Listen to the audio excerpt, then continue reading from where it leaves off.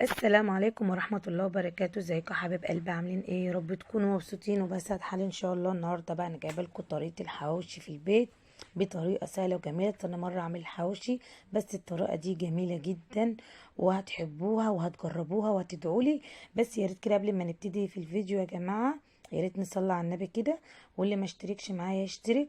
ويا ريت يا جماعه ما تنسونوش باللايك وما تبخلوش عليا، بصراحه انا بتعب جدا في الفيديو فبلاقي مشاهدات بصراحة ما بلاقيش لايكات. فيا ريت تدعموا اختكم وما تنسونوش باللايك علشان الفيديو يوصل لناس عدد اكتر من اللي بيجي.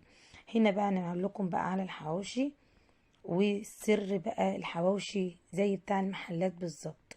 انا هنا عندي نص كيلو من اللحمة المفرومة زي ما انتم شايفينه، ويستحسن يكون لحمة جاموسي على ان انا محتاجه كميه السمنيه اللي فيها.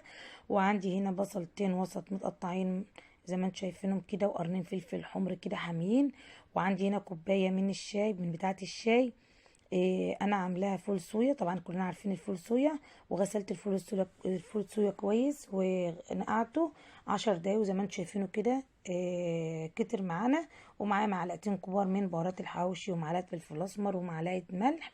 طبعا بهارات الحواوشي دي بتتجاب من عند العطار. انا لما بجيبها سايبه من عند العطار بصراحه بتبقى جميله احسن من الاكياس، وبتوفر معاكي وتعملي بيها كذا مره. انا نزلت هنا بالبصل والفلفل بتاعنا في الكبه وهنفرمهم كويس جدا. انا عايزه اقول لكم ان الحواوشي ده كان جميل جدا والله، هتجربوه وهتدعوا لي بجد. يعني الطريقه جميله جدا وطريقه جديده وطريقه هتحبوها.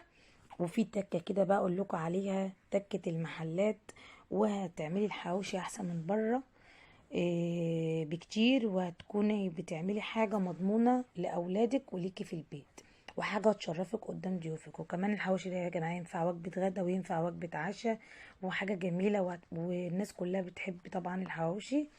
طبعا انا نزلت هنا بالبصل بتاعنا على اللحمة بالفلفل زي ما انتم شايفين الفلفل اهوت. طبعا طالما حواوشي يبقى لازم فيه حاجة حامية أو حاجة حراقة عشان تدي طعم.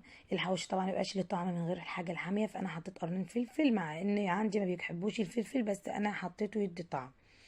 ونزلت بقى كده بالفول صويا في الكبة. طبعا أنا ما حطيتش الفول صويا مع البصل عشان ما يتعجنوش، فأنا عايزة كل حاجة لوحدها أحسن.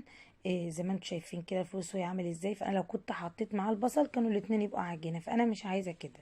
انا عايزه البصل خشن شويه والفول الصويا ناعم معايا، فانا طحنت كل حاجه لوحدها. هنزل بقى كده بالفول الصويا زي ما انتم شايفينه على اللحمه بتاعتنا والبصل والفلفل. هننزل بقى بعد كده بالبهارات. هنزل بقى معلقه الملح بتاعتنا، والملح برضو حسب الرغبة، ومعلقتين كبار من بتوع الأكل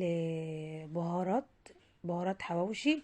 ونزلت بمعلقة كبيرة من الفلفل الأسمر وأقلبهم كويس جدا واخلطهم مع بعض كويس جدا زي ما انتم شايفين كده.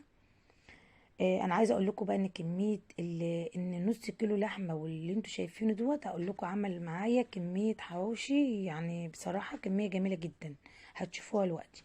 يلا بينا بقول لكم بقى على التكه اللي انا بقول لكم عليه. هنا عندي طماطمايه مبشوره مع معلقه ميه بصل. البصل تبشريه وتاخدي ميته، والطماطم تبشريها وتاخدي الطماطم بتاعت ما تحطيش عصير طماطم. ليه بقى الطماطم مبشوره؟ علشان لو انت عملت عصير طماطم ما يبوش لك العيش. ونزلت بمعلقه كبيره من الزيت، يعني حطينا طماطميه مبشوره مع معلقتين او معلقه من ميه البصل، ومعلقه كبيره من الزيت وشويه فلفل اسمر وشويه ملح ومعلقه من بهار الحواوشي تاني، وهنقلبهم في بعض كويس جدا. والخطوه دي يعني الخطوه ديت جميله، يعني لازم تعمليها يعني عشان تخلي الحواوشي زي بتاع المحلات واحسن من بره ويشرفك قدام ضيوفك. يعني لازم تعملي الخطوه دي. الخطوه دي قليل جدا لما حد يعرفها على فكره. يعني في ناس بتعمل اللحمه وتحطها في العيش على طول، لا الخطوه دي انا عايزاكي تعمليها وتجربي كده وتشوفي الفرق. بجد هتدعي لي، ولما تدعي لي ما تنسيش اختك باللايك الجميل. هنا بقى اهوت العيش بتاعنا اهوت انا جايباه اللي هو المدور المره دي. وهنزل بقى كده بمعلقه او معلقتين من الخليط بتاعنا زي ما انتم شايفين كده، ومعايا طبعا الفرشه عشان ايه اوزعه في العيش كله من تحت.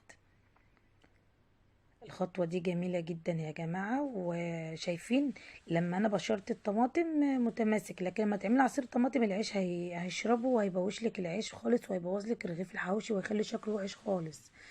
هنا بقى بعمل كورة كده من اللحمة. طبعا العيش كله انا هعمل في كورة اللحمة ديت عشان كله يبقى زي بعضه، وبتكي كده على الرغيف بحيث ان اللحمة تتوزع في العيش كله.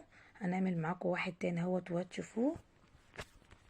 بصراحة يا جماعة طريقة الحواوشي دي جميلة وهتحبوها، وحاجة مضمونة في نفس الوقت، بتعمليها بإيدك في البيت، وحاجة مش جايباها من بره ما تعرفيش مصدرها ايه، ولا اللحمة اللي انت بتاكليها مصدرها ايه. لكن دي حاجة بتعمليها في البيت وعارفة اللحمة انت جايباها ازاي، والحاجة انت عاملاها ازاي، وحاجة نظيفة، وحاجة احلى من بره 100 مرة. يعني انا بعد ما عملت الحواوشي دوت بصراحة أنا حسبتها أنا وجوزي، يعني لأنها يعني مش مكلفانا زي ما نشتري كمية الحواوشي اللي انتوا هتشوفوها ديت. أنا لو شارية كمية الحواوشي دي من بره هتكلفني قد اللي أنا صرفته دوت يجي مرتين تلاتة. انت فاهمة قصدي؟ يعني انت تعمليها في البيت وبأرخص، وحاجة مضمونة، وحاجة جميلة جدا، وهتحبيها وهتدعيلي. ولما تدعيلي متنسليش باللايك. أنا قلتلك اهو. هينزل عملت معاكم واحد تالت عشان تشوفوه وتلاحظوا ان انا عامله لكور اللحمه كلها قد بعضها. شايفين بقى كميه الحواوشي اللي انا عملتها من نص كيلو لحمه؟ على فكره والله العظيم دي كلها حواوشي اهي، انا بوريها لكم عشان تشوفوها. من نص كيلو لحمه. والفول صويا كمان ظبط معاكي. يعني في ناس بتعمل فول صويا في الكفته، يعني انا عملته في الحواوشي وجربته وجميل جدا. عايزه اقول لكم انه جميل جدا. شايفين الحواوشي وجماله؟ والله واحلى من بره اهوت. الحواوشي اهوت، وعلى الطبق كاتشب بقى اللي عايز كاتشب، ومخلل طبعا اهوت فلفل وليمون وخيار. انا كنت محدقاه وحاطه بقى الشيبسي كده. ويا رب يكون الفيديو عجبكم، والسلام عليكم.